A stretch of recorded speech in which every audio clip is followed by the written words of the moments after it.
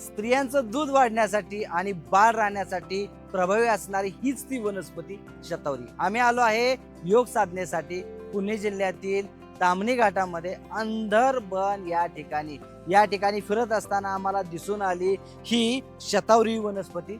जंगलातील शतावरी वनस्पती प्रचंड प्रभावी असते। आयुर्वेदामध्ये सुद्धा याचं प्रचंड महत्त्व सांगितलेलं आहे। विशेष करून बाळंतीण झाल्यानंतर आईचं दूध वाढण्यासाठी किंवा बरेच दिवसापासून बाळ राहण्यासाठी ट्रीटमेंट घेत आहे तर त्यांच्यासाठी ही असणारी वनस्पती शतावरी। हिला छोटे छोटे काटे असतात, तर शेपवासारखी दिसणारी पानं असतात आणि खाली जर आपण बघितलं तर ह्या जो वेल आहे हा वेल खाली गेल्यानंतर आणि आपण जर ती माती दूर केली तर शत म्हणजे 100 कमीत कमी 100 मुळ्या असणारा एक बंच सापडतो, म्हणून हिला शतावरी नाव आहे।